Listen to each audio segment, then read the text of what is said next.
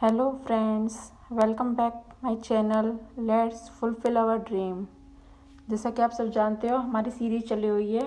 चलिए अपनी सीरीज में आगे की तरफ चलते हैं और क्वेश्चनों को सॉल्व करते हैं। क्वेश्चन नंबर 8 है, अधिगम के लिए आकलन का मुख्य लक्ष्य क्या है।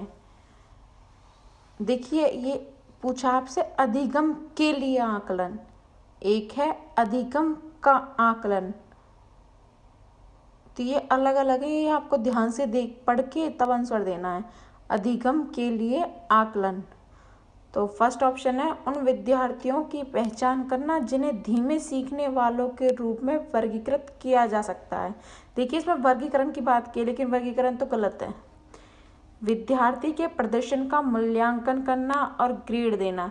देखिए, ग्रेड देना ये भी गलत है। इसमें बच्चों को विभाजित नहीं किया जाता, ग्रेड नहीं देना ये सही नहीं है। इसका ऑप्शन नंबर 3 है, विद्यार्थियों को प्रतिपुष्टि प्रदान करना जिसका उपयोग उनके अधिगम में सुधार के लिए किया जा सकता है। ये बिल्कुल ठीक है कि अधिगम के लिए आकलन का लक्ष्य क्या आता है कि विद्यार्थियों को प्रतिपुष्टि प्रदान करना, कि उन्हें फीडबैक देना जिनका उपयोग हम उनके अधिगम में आगे के सुधार के लिए कर सकते हैं। ऑप्शन नंबर 4, विद्यार्थी के प्रदर्शन की तुलना एक मानक या तय पैमाने से करना, ये भी ठीक नहीं है। तो इसका सही ऑप्शन है ऑप्शन नंबर 3, विद्यार्थियों को प्रतिपुष्टि प्रदान करना जिसका उपयोग उसके अधिगम में सुधार के लिए किया जा सकता है। चलिए, क्वेश्चन नंबर 9 है, किस आयु में बच्चे शब्दों के खेल में शामिल हो सकते हैं और ऐसे चुटकुलों और पहेलियों को पसंद कर सकते हैं जिनके शब्दों का खेल शामिल हो। तो इसका आंसर क्या रहेगा। ऑप्शन नंबर 1 है 12 वर्ष, सेकंड है 1 वर्ष, थर्ड है 3 वर्ष, फोर्थ है 7 वर्ष। तो इसका आंसर क्या रहेगा। देखिए, 12 वर्ष तो ज़्यादा हो जाता है हमारे, ऐसे में बच्चे चुटकुलों से पहेलियों से आगे तक की पढ़ाई करते हैं। तो 12 वर्ष तो नहीं होगा। 1 वर्ष तो बहुत छोटे बच्चे के होते हैं। 3 वर्ष में तो बच्चे इतना भी समझ नहीं होती कि वो चुटकुलों पहेलियों में ज़्यादा ध्यान दे सकें। वो तो 3 वर्ष में तो स्टार्टिंग होती है किसी भी चीज़ की।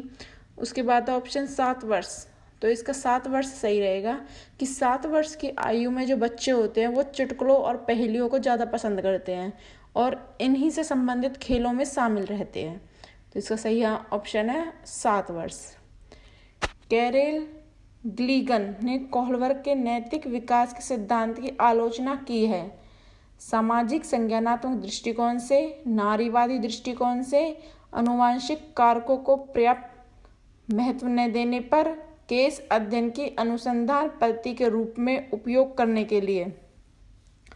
तो इसका जो ऑप्शन रहेगा वो रहेगा ऑप्शन नंबर 2, नारीवादी दृष्टिकोण से। जो कैरल ग्लीगन ने जो कोहलवर्ग की जो नैतिक विकास सिद्धांत है उसकी आलोचना नारीवादी दृष्टिकोण से की है।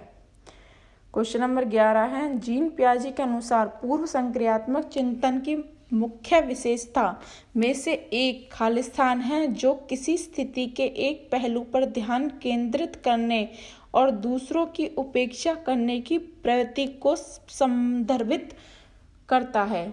ऑप्शन नंबर 1 है कारण परिणाम का विश्लेषण, केंद्रीयन, विकेंद्रीयन, पारागमन। तो इसका जो आंसर रहेगा वो रहेगा केंद्रीयन।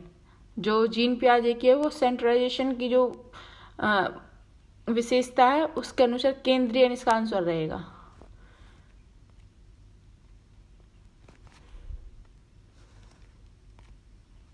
नेक्स्ट हमारा क्वेश्चन नंबर 12, प्रारंभिक बाल्यावस्था में वृद्धि और सोच।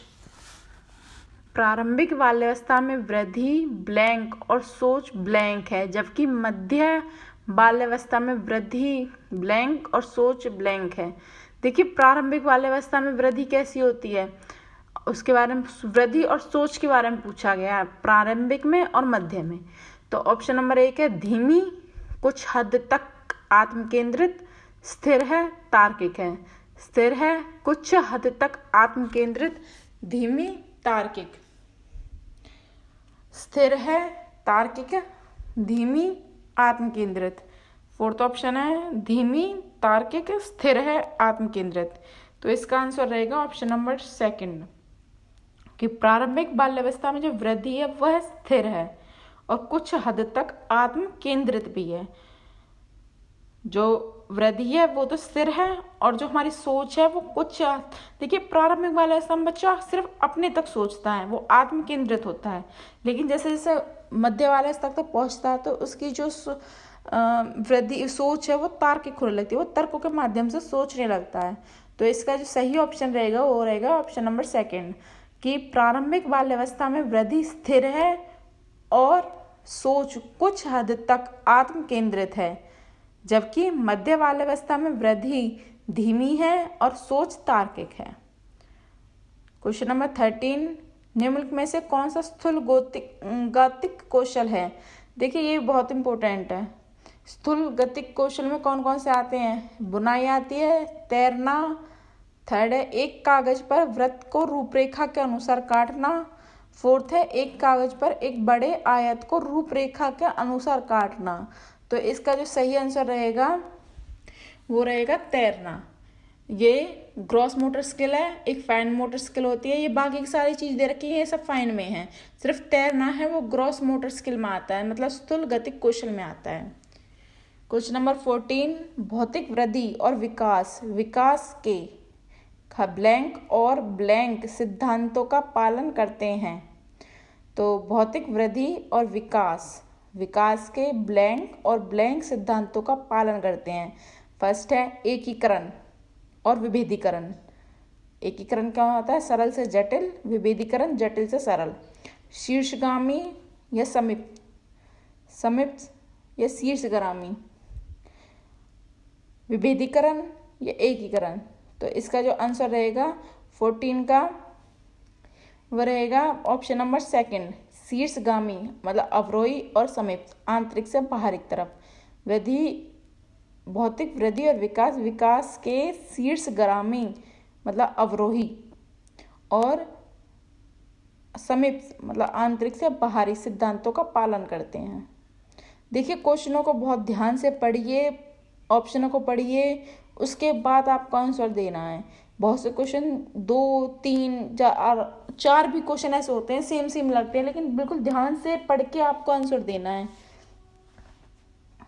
इसके बाद है क्वेश्चन नंबर 15, हावर्ड गार्डनर के अनुसार एक दर्शन शास्त्री के पास ब्लैंक प्रकार की बुद्धि और मूर्तिकार के पास ब्लैंक प्रकार की बुद्धि की मात्रा अधिक होती है।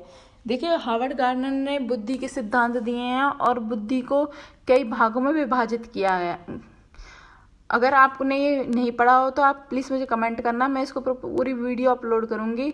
इसकी जो बुद्धि के इसने मात्रा बताई है, प्रकार बताएंगे, सारा मैं आपको समझाऊंगी। फिर 15 का ऑप्शन नंबर फर्स्ट है भाषिक और अंतर्वैयक्तिक, सेकंड है दिव्य स्थान और अंतर्व्यक्ति, दिव्य स्थान और अंतःवैयक्तिक और भाषिक। तो इसका आंसर रहेगा ऑप्शन नंबर 3, अंतःव्यक्ति और दिव्य स्थान।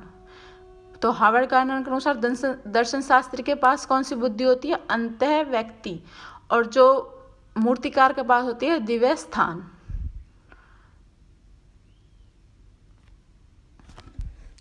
नेक्स्ट क्वेश्चन है हमारा, अनुभवात्मक अधिगम किस पर बल देता है?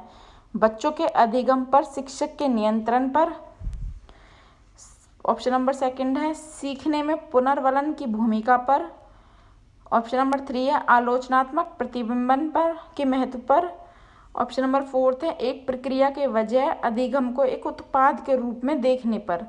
तो इसका जो ऑप्शन सही रहेगा वह रहेगा थर्ड ऑप्शन, आलोचनात्मक प्रतिबिंबन के महत्व पर। जो अनुभवात्मक अधिगम है वो आलोचनात्मक प्रतिबिंबन के महत्व पर बल देता है।